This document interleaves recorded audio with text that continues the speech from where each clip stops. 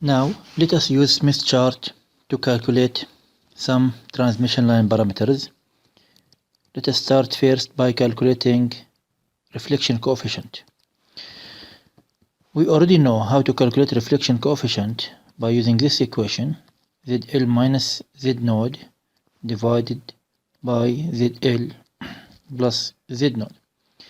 So for example, if we have load impedance equal 100 plus J 100 ohm and Z node equal to 50 ohm. Now first thing you have to do in order to solve this problem in a Smith chart is to normalize the load impedance. So this ZL equal Z load divided by Z node equal 2 plus J2. Now you can calculate the reflection coefficient mathematically by already uploading these two values into this equation, and you can find the gamma as magnitude and angle. Now how you can find magnitude and angle of the reflection coefficient using this Smith chart? You will start from this point here, 2 plus J2, go to the Smith chart and locate the point 2 plus J2, which will be this point here, the intersection of R equal 2 circle with X equal 2 circle. Once you determine the location of the normalized load, draw the gamma circle. To draw the gamma circle, you have to draw a circle centered at the origin of the Smith chart and passing through the load that you have just placed. So this circle here is the gamma circle, called gamma circle, because from this circle you will measure the magnitude and angle of the reflection coefficient. To measure the magnitude of the reflection coefficient, draw a line from the center of the Smith chart passing through the load impedance. Okay, this line, and measure this line with a ruler. This distance will give you the magnitude of the gamma. Now how to convert the distance in centimeter to be a valid reflection coefficient value? You have to measure first the radius of the Smith chart. Okay, the radius of the Smith chart is this distance from the center toward the bigger gamma circle, gamma equal 1 circle. Since the outer circle here, this circle is gamma equal 1 circle, and the center here is gamma equal 0 circle. So if you measure this distance with a ruler, I think it is around 7.7 centimeter. Once you print the page, measure this distance by a ruler and take this distance as a reference to you, since all this Smith chart design will be the same reference. It will be different from Smith chart design to another design. If you see an example in your book, he choose the reference to be 9.1 centimeter because he is using a bigger Smith chart. So it will be different from one design to another. So the paper that you will print to use, measure its reference number and keep printing this design. Now, if you measure the distance you measured in the ruler for this distance and divide by 7.7 centimeter, you will know the magnitude of the reflection coefficient. To know the angle, you have to measure this angle here, either using a protractor or by extending this line, okay, to cut the scales around the Smith chart. As we see before, around the Smith chart there will be 4 scales. Now let us read these 4 scales. The first scale here represents angle of transmission coefficient. It represents the angle of the tau.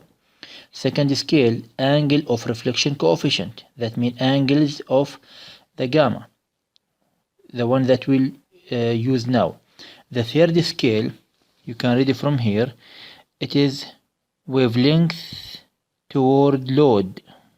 Okay, wavelength toward load, and look at the arrow, it is like this. It is counterclockwise. And the fourth scale, it is wavelength toward generator, and its direction is clockwise. Okay, we need these two scales later. Now from the angle of the reflection coefficient from the second scale, you can read the value here, which is around 20 degree, and you can measure this distance. This is how to find the reflection coefficient. Another way to find the reflection coefficient, also using a Smith chart, is to use the scales below the Smith chart. So bring a line and go to the intersection of the gamma circle with the gamma real axis, this point here. Okay, from this point, the intersection of the gamma circle you have just drawn for this load and with the gamma real axis, and take a line and draw a line, just go down to the scales under the Smith chart. Okay, now if you look at these scales will have many parameters that can measure. The first scale here, it measures the SWR, the standing wave ratio, and same scale but the number below that scale measure standing wave ratio in dB, dBs, which is 20 log the standing wave ratio.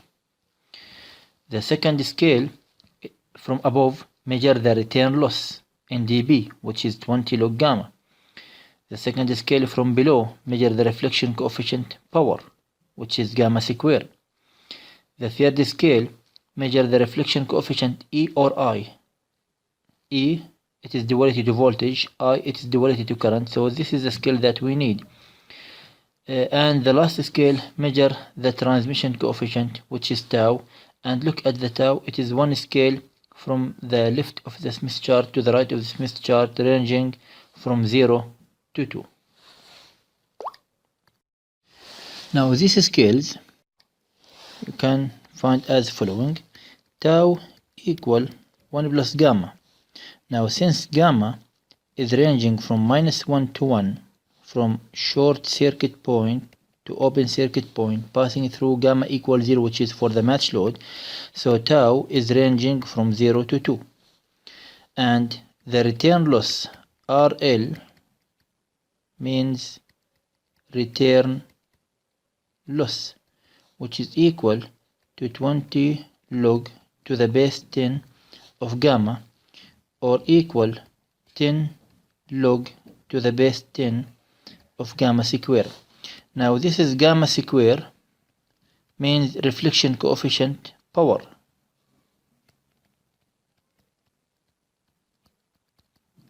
Okay, reflection coefficient power, since it is appeared in the power equation. Once we calculate the power, it is V node plus square over 2Z node multiply by 1 minus gamma square. So this is gamma square, means reflection coefficient power, and return loss is 10 log gamma square or 20 log gamma. This is to calculate the return loss. Okay, but these scales below will give you only the magnitude of the gamma. If you read the number from here, okay, it will give you only gamma magnitude for the electric field or for the voltage. Now for the current, if you are plotting current value, just multiply this value by negative, since reflection coefficient of the current is negative of the reflection coefficient of the voltage. Okay, this is the second task, how to measure both magnitude of the reflection coefficient and the angle of the reflection coefficient. Please solve this example and compare your findings with the one that you find by solving this equation here. Okay, now for measuring the standing wave ratio, S equal 1 plus magnitude of gamma divided by 1 minus magnitude of gamma. Okay, once you find the magnitude of the reflection coefficient, you can find the standing wave ratio by using this equation, or how to find standing wave ratio using the Smith chart. Okay, go to the Smith chart. There is again two ways to find the standing wave ratio. The first thing is to read to read it from the standing wave ratio scale by reading this number here, which is close to 5, or by reading the intersection of the gamma circle, this point here, the intersection of the gamma circle with the gamma real axis. Okay, this will be useful to you instead of using the scales below. Since the scales below you need a ruler to draw a projection line to cut the scales below.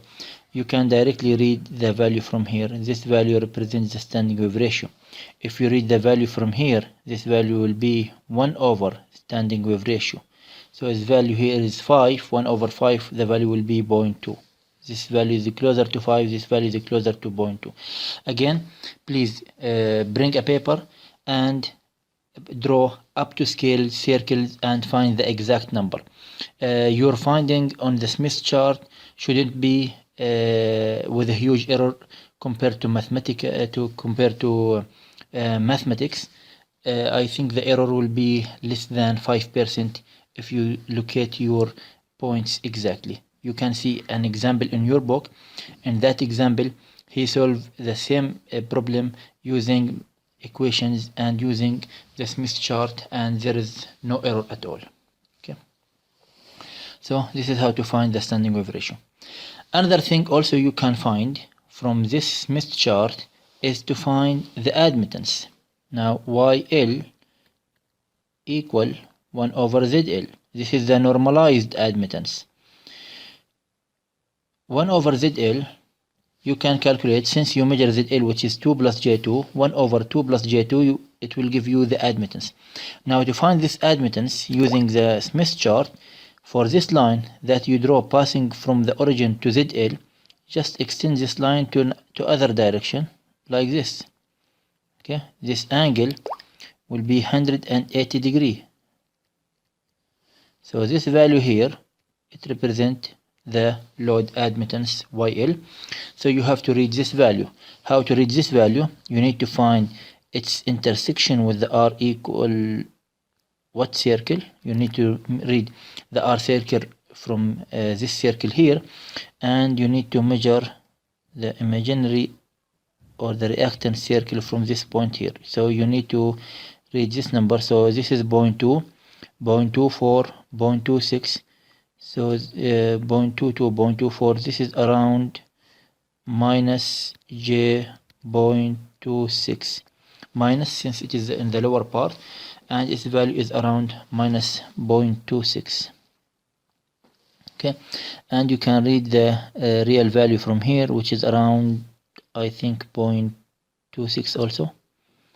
0.2, this is the 0.2 circle, 0.22 and 0.24 circle. So the admittance will be around 0.24 minus J.26. Okay, you can check by mathematics.